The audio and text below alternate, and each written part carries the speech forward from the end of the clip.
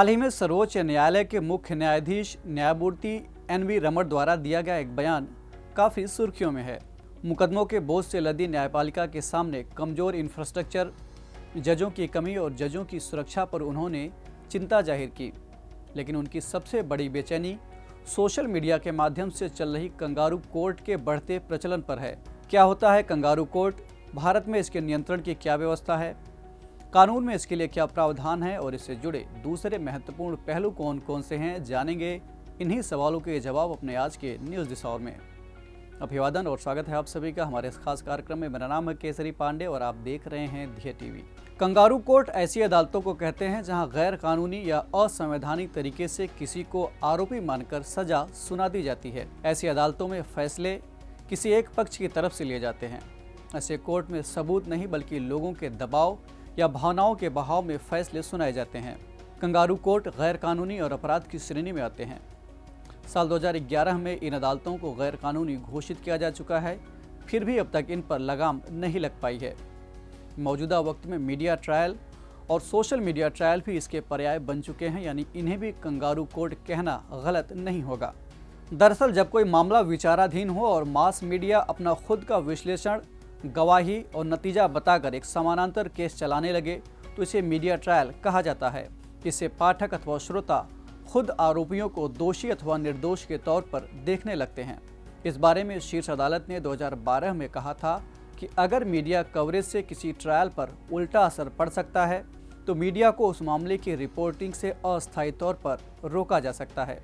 यहाँ ध्यान देने वाली बात है कि भारत में पत्रकारों की आज़ादी के लिए विशेष कानून नहीं है, लेकिन संविधान के अनुच्छेद 19 के तहत सभी नागरिकों को अभिव्यक्ति की आज़ादी मिली हुई है।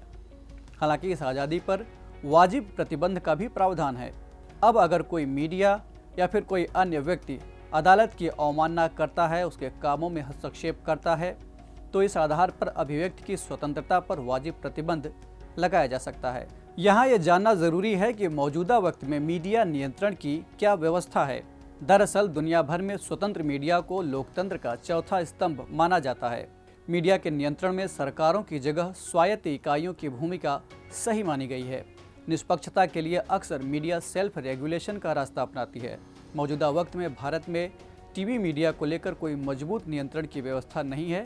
हाँ, ये ज़रूर है कि उनका अपना खुद का एक रेगुलेटर है, लेकिन अभी तक ये देखने को नहीं मिला है कि उस पर उनका कितना नियंत्रण है। भारत में न्यूज़ चैनलों ने भी अब तक यही किया है।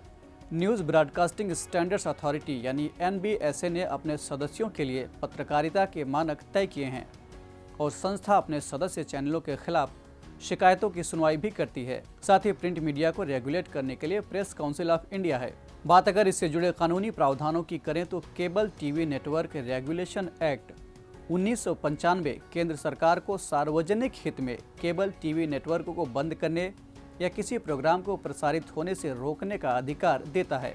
अगर किसी प्रसारण से देश की अखंडता, सुरक्षा, दूसरे देश के साथ दोस्ताना संबंध, पब्लिक सुव्यवस्था, शिष्टाचार या नैतिकता पर बुरा असर पड़ता है तो सरकार कार्रवाई कर सकती है। इस कानून के तहत एक प्रोग्राम कोड बनाया गया है। इसके उल्लंघन की दिशा में चैनलों पर एक्शन लिया जा सकता है। प्रोग्राम कोड में धर्म या किसी समुदाय के खिलाफ भावनाएं भड़काना, झूठी जानकारी या अफवाहें फैलाना, अदालत की अवमानना, औरतों या बच्चों का बुरा चित्रण आदि शामिल हैं। कानून के उल्लंघन पर अधिकतम 5 साल की सजा और 2000 रुपये जुर्माने का प्रावधान है। इसके अलावा भारतीय दंड संहिता की धारा 505 के तहत अगर कोई ऐसे बयान, रिपोर्ट या अफवाह को छापता है या फैलाता है जो किसी विशेष समुदाय के खिलाफ अपराध करने के लिए लोगों को उकसाने का काम करे तो उसे 3 साल तक की सजा और जुर्माना हो सकता है।